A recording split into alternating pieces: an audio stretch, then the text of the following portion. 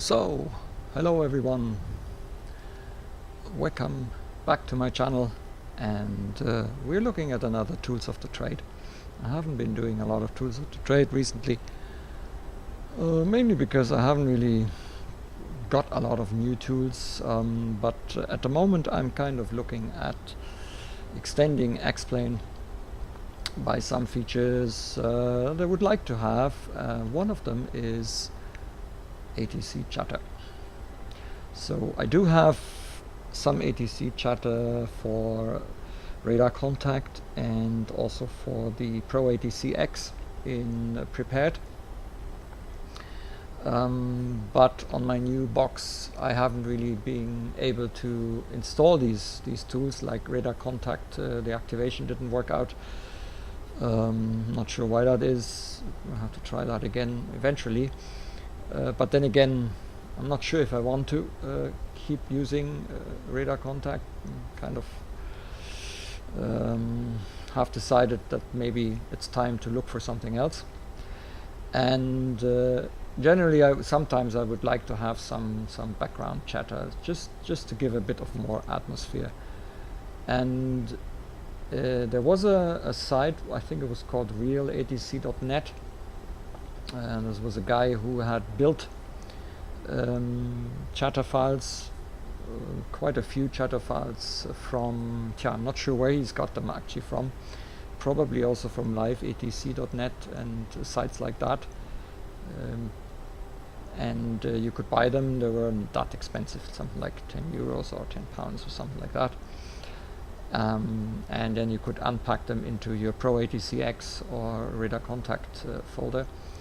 And they would extend these programs then with background chatter if you so choose.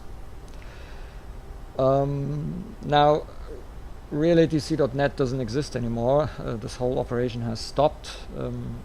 I was probably lucky that I got the files when I got them, because about 4 weeks after I got them, the site was down. So lucky me, I didn't pay that money for nothing. I got all the files and I use them on the other box for prepared at the moment. Now in X-Plane, I don't really want to set up an ATC program to have chatter. So what I decided is I'm going to give this little tool here from Stick and Rudder Studios a go. Some time ago, Stick and Rudder Studios created kind of a community project where they created a plugin for X-Plane called X-ATC-Chatter. So if we go here, and this program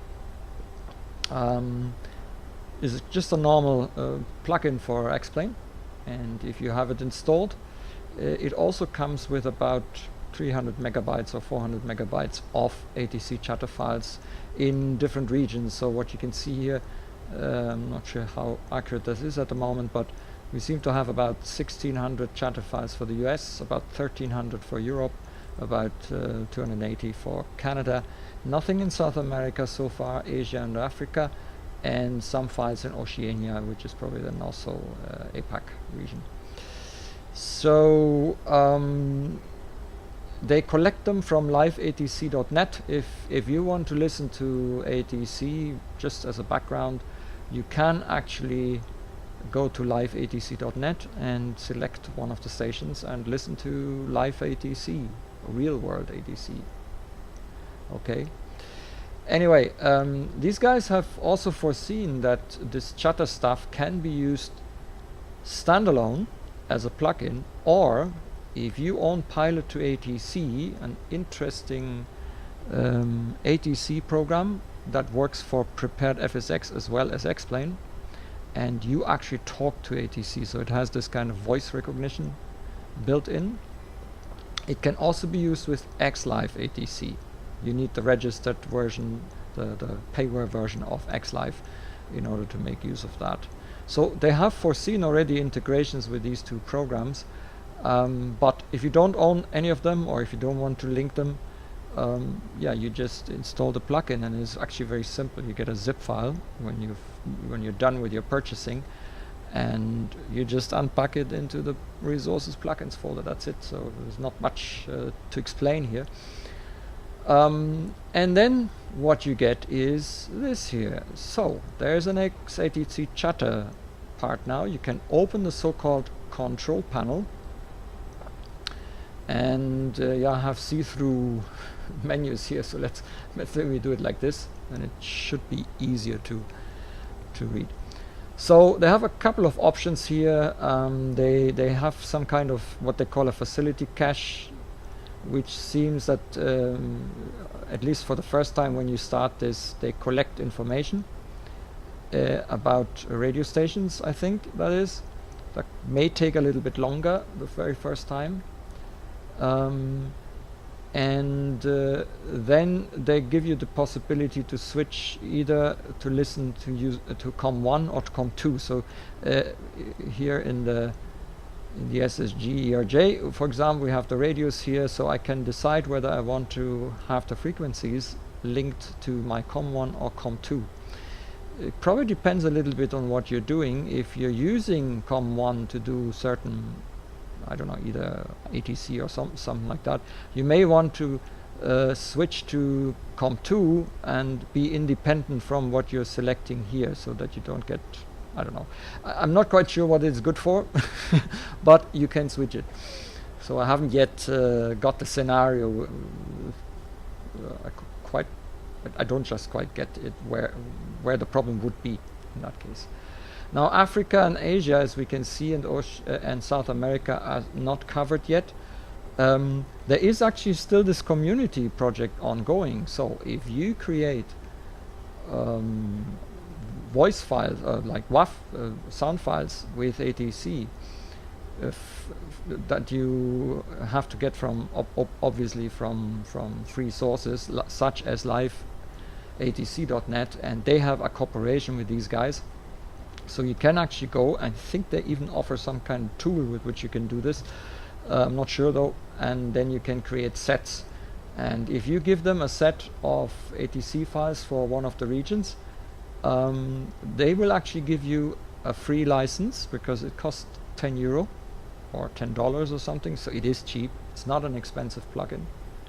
They will give you a free license, and you also get all the sound files. I couldn't quite understand if you get more than normal mortals like me, but anyway, I think it's a very good idea, because it means that the community adds sound files, because I'm pretty sure these guys at Stick and Rudder have not the whole day to do sound files. And that means we should see an increase in the database over time, and I probably will get an email eventually telling me that there is a new version with new chatter files, and I can download them, and yeah, there you go. And it's not that complicated to probably do your own. I have already looked at that. There's some simple file structure, but yeah, too early for that. I'm just using it at the moment, and since I'm flying in Europe and America, well, mainly Europe actually, at the moment, I'm fine. The coverage is fine. They also have some kind of a delay, so you can say what's the minimum delay between ATC chatter messages, like 5 seconds. What's the maximum delay in seconds? It's 30 at the moment. You can change this and set it. External integrations, I think, as far as I understood, has to do with these XLive and Pilot to ATC, so external programs, which they know they don't interface with everything, but they have certain integrations such as XLive and Pilot to ATC. And I think you turn this on if you own this and want to use it. Automatic controllers, that is a feature that looks at your airport. It tries to gather ATC stations in the vicinity. I think it's up to 100 miles or something.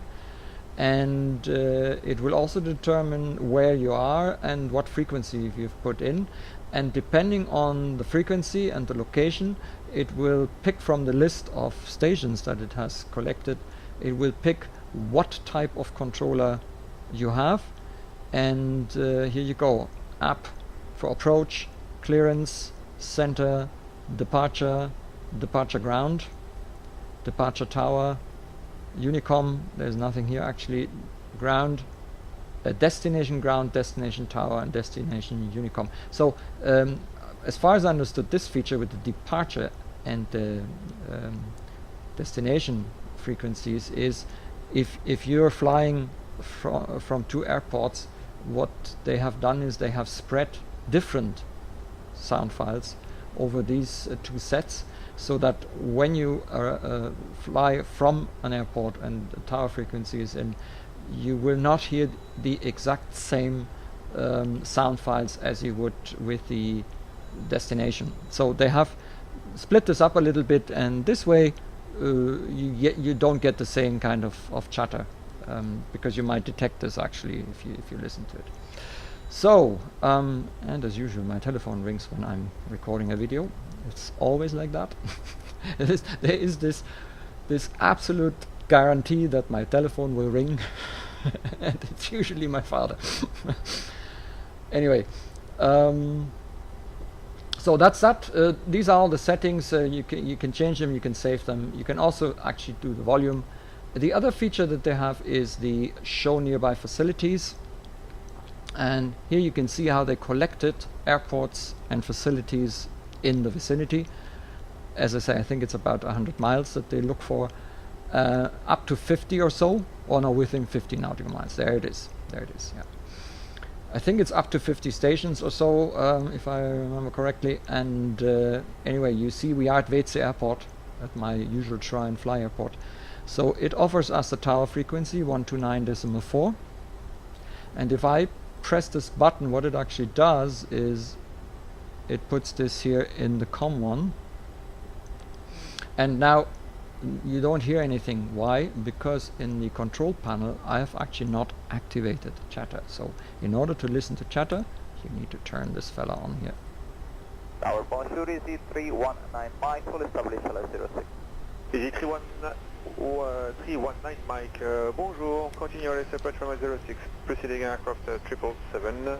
Now Touching, continue LS you can hear some French accent here, That's the easy 319 Mike. and what this thing can't do is it cannot go precisely and bring, let's say, German ATC in Germany. One reason is German ATC is not allowed to be recorded and put on the internet. That's why live-atc.net doesn't have any German ATC. So this is Germany. Other countries such as Switzerland, they do. So let's go to Langenreda. Langenreda is, I think, an approach frequency or so. So it will switch now, and next we should hear some approach. I think it's some approach traffic that we should be doing.